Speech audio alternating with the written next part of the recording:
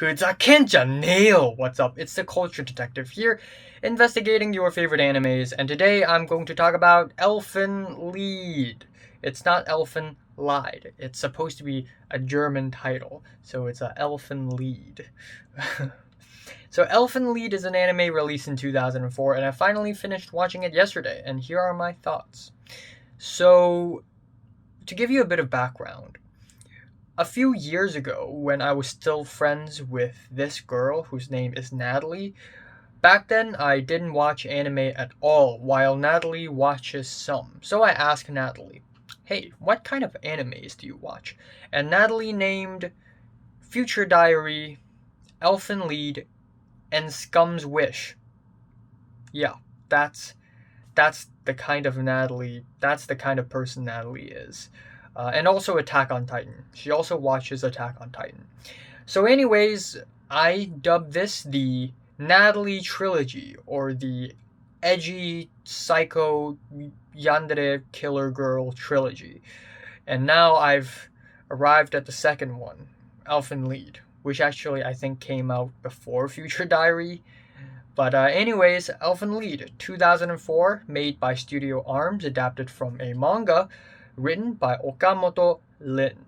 I forgot to mention that the OP for Elfen Lied is Lilium, and wow, this has got to be one of my favorite anime openings ever, because for some reason, even though the anime itself, yes, it's very edgy, it's dark, and it's very tragic, but the most tragic thing about this anime isn't even the story itself, but it's the opening. It really reaps your heart out. Essentially, we have Lucy and other characters being wrapped up in these Gustav Klimt paintings, and we have this very tragic and bitter opera music in the back. And I've never seen or expected an anime opening like this, and it is honestly a work of art. It is amazing. Speaking of the opening sequence, I want to also say that the soundtrack for this anime is actually amazing. Just like the opening, there are a lot of tragic opera in the soundtrack, and it actually sounds great, and also a lot of just orchestral music as well. Notifications. But back to the video. So it is essentially a story about Lucy, a girl with pink hair and with horns, even though it looks like cat ears, but it's horns, okay? They are horns. She broke out of a facility and killed everyone, and apparently she can kill people very easily. She's super powerful. She can slice people in half, and she can rip people's head off because she has like these invisible arms. However, she has a split personality, so she is simultaneously Lucy, the merciless psycho killer, but also this kawaii innocent girl called New, because New is all she says. So she arrives at the beach and she turns from Lucy to New, and she runs into our main protagonist, Kota, who is a nice guy, and his cousin, Yuka, who is a girl. And so Kota and Yuka decided to accommodate New, aka Lucy, in their house, and the people from the facility were trying to kill Lucy, so that's basically the beginning of the story. First of all, yeah, this is a really edgy anime, and back then in 2004, I guess a lot of people expected anime to just be children's cartoons, but this anime, Elfen Lied, features a lot of nudity, a lot of gore, a lot of violence, and it's really edgy. And I think this made people fall in love with anime, and thus a lot of people, especially teenagers back in the days, would watch this anime and think that, damn, this is so deep, this is so edgy, this is so cool, wow, violence, wow. But yeah, I haven't watched this anime when I was a teen because I wasn't even into anime, and now I finally watched this, and I think it's not that good. Elfen Lied is not that good. But it's also not that bad. A lot of people totally shit on Elfen Lied, saying that it has terrible plot, terrible characters. I don't think so. I think it's actually just fine. First of all, the biggest problem I have with this anime is easily its characters. They are very bland, very boring. We have Kota, who is the main boy. He's a nice guy. That's it. That's it for his character. Nothing interesting. And then we have Yuka, the girl, and every time Yuka sees Kota and Yu being together, she would get jealous. And it would only get worse because Kota somehow accidentally builds himself a harem where another girl would live in his house, and then another girl would come, and then another girl would come, and then his entire house would be filled with girls eventually. So Yuka was jealous pretty much for the entirety of the anime, and that's pretty much all she does. She doesn't do anything else. We have the character of Mayu, who is another girl who is homeless, who is raped by her stepdad and abused by her mom, and so she ran away from home, and she was homeless, and so Kota decided to accommodate her as well, let her live in his place. And yeah, even though Mayu's character really has a dark backstory and really tragic, but her character barely does anything in the story too. So, and then we have Nana, who is also a Declonius, which is basically what Lucy slash New is, where she also has pink hair, has horns, and she has invisible hands. But instead of being a psycho killer, Nana is actually a good girl. And she's sent by the facility to the city to find Lucy and kill her. But since Nana is a good girl, at the end, Mayu ran into Nana, and then Nana also joined Kota's house. So Kota somehow accidentally built himself a full harem for no reason whatsoever. And so we have the story itself. And honestly, from episodes 1 to 7, the story isn't really bad. I mean, it's not great, but it's okay. I mean, it's still logical as far as anime goes. It's not rushed, it's not boring, and it's just fine. It doesn't really take any risks or anything, which is actually kind of why the first 7 episodes just feel a little repetitive and maybe a little bit redundant, not because it's slow paced, but because the story is just kind of safe. Like, nothing big happens. We don't know what's the backstory of Lucy until later in the anime. We don't know what happened in Kota's childhood until later in the anime. We pretty much don't know anything up until episode 7, and we just see one thing happening and another thing happening, and none of them make any impact whatsoever, and it's just kind of okay, to be honest. Again, the story is not bad, but it also barely develops anywhere significant anyways. There's also one issue I have with the story, and that is, normally if you see a naked girl in the middle of nowhere alone, you would help her and call the police and bring her to the cops. Except Kota and Yuka didn't do that in the beginning of the story, which is a little bit confusing. I guess maybe it's because Kota just didn't trust the cops. So later in the story, it does the story does explain that Kota doesn't trust the cops, but the story also doesn't explain why. So we have all these kind of confusing moments where it's like, okay, there's this stranded girl naked in the middle of nowhere. Like, why are you making this decision? Why are you doing this? Can you explain to me why are you doing this?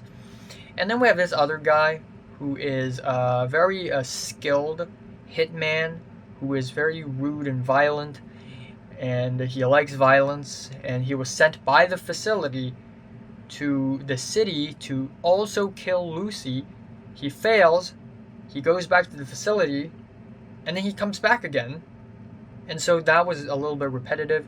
And then Nana came to the city to find Lucy and kill her. She fails, she went back to the facility, and then she returned. Again, again.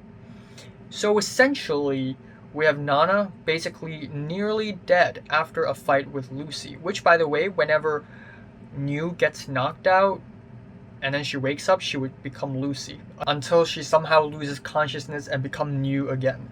So when New becomes Lucy, Lucy will kill people. And so there's the fight between Lucy and Nana, where Nana almost died, and somehow Nana survived, and then Nana went back to the facility, and we have the character of Kurama, who is a guy working in the facility, and he's actually the most interesting character in the entire story because he seems to have a pretty strange backstory, and he seems to be kind of morally ambiguous. We kind of don't know what's going on with him, even though we know that he's a good guy somehow. And so the president of that facility wants to kill Nana because she's useless. But Kurama treated Nana like it's his own daughter, so he helped Nana escape. But here's the thing. He helped Nana escape and brought Nana back to the city. Isn't the city the last place Nana should be? Because Lucy is there, and if Lucy wakes up, Lucy's gonna kill Nana? That's really confusing. But anyways, we have episodes 8 to 9, which are the flashback episodes, and from this point on, the story actually becomes fairly engaging and interesting. And I've seen my fair share of anime flashbacks, and I'm going to be honest here, the flashbacks on episodes 8 to 9 are actually pretty good. They're actually pretty well written. When writing flashbacks, there is one trick that every writer will use, and it always works, and that is hurt a dog. If you want the audience to hate someone, make that someone hurt or kill a dog. It works in John Wick. It also works in Elfen Lied, where essentially we see Lucy's backstory. Back when Lucy was a kid, she has horns, people used to bully her, and the same people basically killed her dog. And it basically messed Lucy up, and Lucy hated humans, and she discovered that she can kill people, so she killed people. And yeah, it's a pretty simple backstory, but I actually ended up sympathizing with Lucy a lot in these flashbacks because of that dog scene, which was brutal and traumatizing. And we also see these flashbacks lay out and they're not rushed at all. We're really put into Lucy's shoes. We see Lucy make friends with another girl who betrayed her, so she began to lose faith in humanity and kill everyone she sees. Thus, she becomes a psycho killer until, spoiler alert, but some more things happen, and it kind of explains why certain people are like that in the story. And after knowing that, from this point on, the story actually becomes kind of engaging. Episodes 10 to 13 are basically the climactic episodes. We have lots of action, and they are not bad. And there are also a lot of intense scenes, which are also not bad, not poorly written at all. I think they're actually pretty good. And that leaves the ending of the story, which I know that the manga doesn't end until 2005, which means that the anime ended before the manga even ended. But since this anime is a standalone anime, it doesn't have a season 2, the way it concluded the story is actually kind of unsatisfying. Just a little bit. I mean, most of the characters' arcs are resolved, which is nice. But first of all, the big ultimate bad guy is not even dealt with yet, and that is the president of the facility, who is capturing these Decloniuses and performing experiments on them and hurting them. This guy is still in the facility. He's still in his large office. Every single scene he's in his large office. He doesn't leave at all throughout the entire anime. And it's just like, okay, when is he gonna fucking die?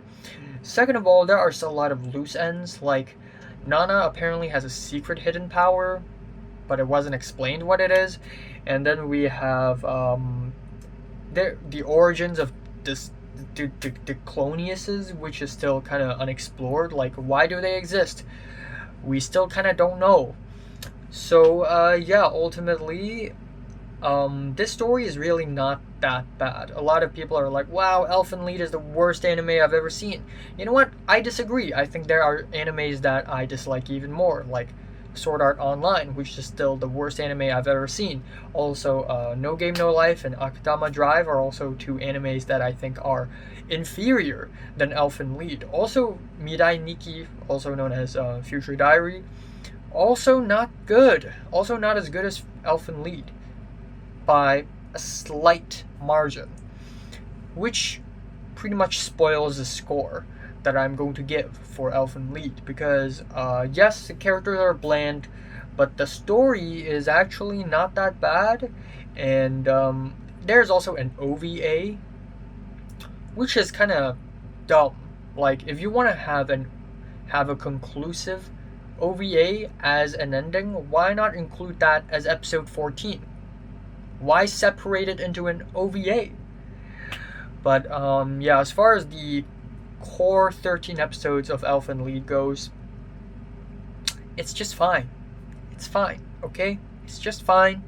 Nothing that crazy, nothing that terrible. It's just okay.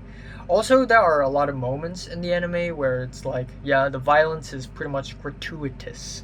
It doesn't have to get this violent, honestly. It doesn't have to have this much nudity. But it is what it is. So yeah, I'm giving Elfen Lied a strong 6 out of 10, maybe to a light 7. It's somewhere between a strong 6 and a light 7, but I'm just gonna give it a strong 6.